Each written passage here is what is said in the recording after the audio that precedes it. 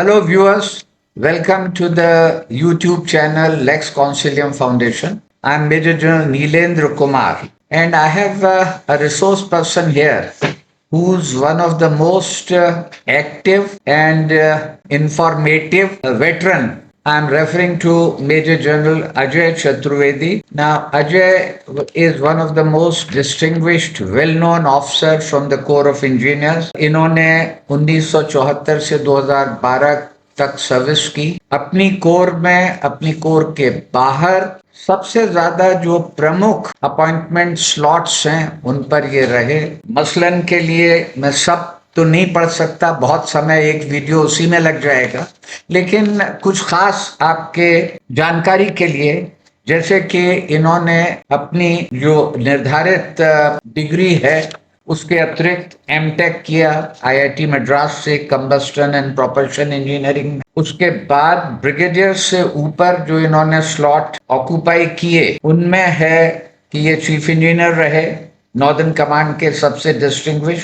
लेकिन उसके अतिरिक्त ये आईडीएस में भी इन्होंने सर्विस की और अंडमान निकोबार कमांड में चीफ ऑफ स्टाफ रहे।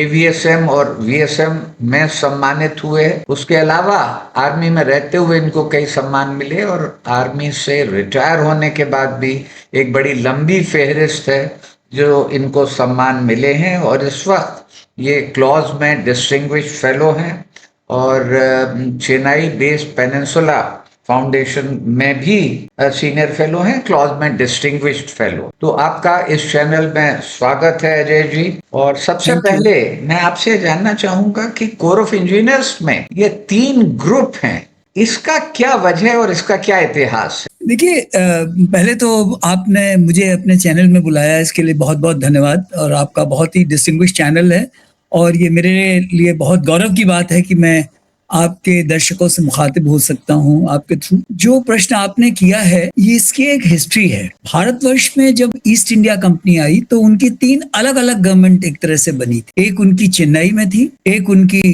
कोलकाता में थी और एक इनकी मुंबई में थी। तो ये 3 प्रेसिडेंसीज जो थी over a period of time, जब ये इन्होंने लड़ाइयां शुरू की, जब इन्होंने अपना भारतवर्ष में पैर जमाने की कोशिश की, तो जैसा कि आप सोच सकते हो कि लड़ाई में बहुत जरूरी है कि हम वो करें जो कि दुश्मन का मूवमेंट को रोक सकें और अपने मूवमेंट को बढ़ा सकें, जिसको बोलते हैं mobility and counter mobility. Mobility और काउंटर मोबिलिटी टास्क जो हैं ये एसेंशियली जो होते हैं, जिसको कहा जाए कि सैपर्स एंड माइनर्स के लिए होते हैं। तो इसलिए ओवर अ पीरियड टाइम तीनों प्रेसिडेंसीज ने अपनी अपनी आर्मी बनाई और उसमें धीमे धीमे पहले उन्होंने सैपर्स बनाए, पाइनियर्स बनाए, फिर उसके बाद सैपर्स बनाए, फिर सैपर्स के साथ माइनर्स को जोड़ा और इस तरह से ये चलते रहे। ओनली 1932 में आके ये एक साथ मिला करके एक जिसको कहा जाए कि कोर ऑफ इंजीनियर्स क्रिएट हुई। तो उसके पहले जो थी 3 अलग ग्रुप थे। मद्रास इंजीनियर ग्रुप जो 1780 में बना,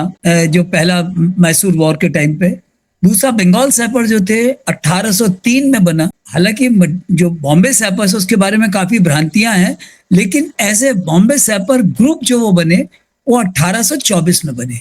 तो ये 3 अलग अलग ग्रुप थे, तीनों की अपनी अपनी इथॉस थी एक्चुअली। और over a period of time इनमें जो सबसे बड़ी चीज जो इनमें ध्यान देने वाली बात है, इनके ट्रूप्स का कॉम्पोजिशन भी डिफरेंट था। जैसे कहा जाए कि मद्रास सैपर है, उसमें साउथ इंडियन ट्रूप्स हैं, तमिल, तेलुगु, मलयालीज हैं। और जहां तक बंगाल सैपर है उसमें आजादी के पहले एक कॉम्पोजिशन था, आजादी के बाद एक दूसरा कॉम्पोजिशन हुआ।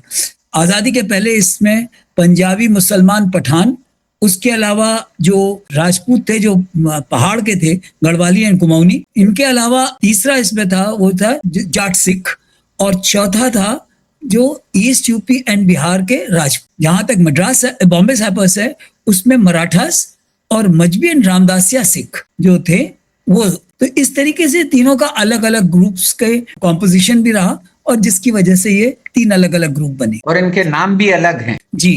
इनके नाम है, इनका बहुत ही इंटरेस्टिंग नाम है, मैं आपको बताता हूँ। वो बहुत इंटरेस्टिंग सवाल आपने बहुत अच्छा पूछा। मद्रास सैपर जो हैं उनको बोलते हैं queen's own Madras sappers. And उसका एक इतिहास है। उसका इतिहास ये है कि बैटल ऑफ असाय जो 1831 में हुई, उसमें उसके बाद उसमें इनका जो परफॉर्मेंस था उसकी बेसिस पे क्वीन विक्टोरिया ने इनको एक तरह से अडॉप्ट किया कि भाई ये हमारे ट्रूप्स हैं, तो इसलिए वो क्वींस ओन मद्रास सैपर्स कहलाते हैं। बंगाल सैपर्स जो है उनका इससे भी ज्यादा इंटरेस्टिंग है कि वो कहलाते हैं god's own Bengal sappers. And वो क्या है, प्रिंस ऑफ वेल्स जो थे 1906 में, जो किंग जॉर्ज फिर जब प्रिंस ऑफ वेल्स थे तो उन्होंने इनके कर्नल ऑफ द रेजिमेंट बने। तो इसलिए जो हमारा ओल्ड प्लूम है उसमें वो 3 फेदर्स है जो कि प्रिंस ऑफ वेल्स का प्लूम था। फिर 1910 में जब वो राजा बन गए, इंग्लैंड के किंग बन गए, तो ये किंग जॉर्ज फिफ्थ के हमारा कि king George fifth own Bengal sappers ना। उस वक्त जो पूरी दुनिया में इंग्लैंड का राज था, तो उसके चलते हुए उनको कहा गया कि इनके पास तो एक टेम्पोरल पावर है, तो भगवान के बराबर है, तो ये ऐड हो गया god's own the Bengal sappers. तो वो अभी तक चले आ रहा है। बॉम्बे सैपर्स की भी बहुत ही इंटरेस्टिंग हिस्ट्री है, क्योंकि उनको बोलते हैं the royal Bombay sappers and Kings own. Royal इसलिए बोलते हैं क्योंकि उनका जो परफॉर्मेंस रहा वेरियस लड़ाई में, तो 1846 से इनको रॉयल का तमगा दिया गया। साथ ही किंग जॉर्ज थर्ड ने इनको अडॉप्ट किया, तो उनके टाइम से ये किंग्स ओन बॉम्बे सैपर्स कहलाने लगे। तो ये तीनों ग्रुप की बहुत विशेषता है और इनका बहुत बड़े बड़े अचीवमेंट्स हैं, जिसके बारे में मेरे ख्याल में आप आगे भी शायद बात करना चाहेंगे। Thank you. इसी से जुड़ा हुआ एक सवाल ये है कि आपके यहाँ ये दस्तूर है, परंपरा है कि लेनियार्ड को राइट में पहना जाता है, तो इसके बारे में भी कुछ बताएं हमारे दर्शकों को। आप आरटी वाले हैं, आपको भी मालूम है कि आप भी दाहिनी तरफ पहनते हैं।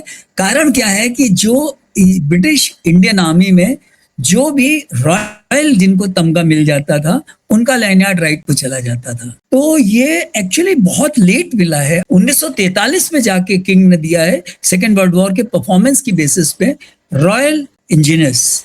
तो इंजीनियर्स जो हमारे बन गए, रॉयल इंजीनियर्स बन गए, और जो ये ड्रॉप हो गया 1947 में रॉयल वर्ड, लेकिन ये तमगा चलता रहा। तो ये लाइनयार्ड दाहिनी तरफ पहनने का जो रिवाज है, आप देखिए आर्टिलरी है, एएससी है, गढ़वाल राइफल्स है, ये सब जितने जो रॉयल कहलाते थे वो सब के सब जो है वो दाहिनी तरफ लाइनयार्ड। तो उसी कैटेगरी में सैपर्स भी आते हैं।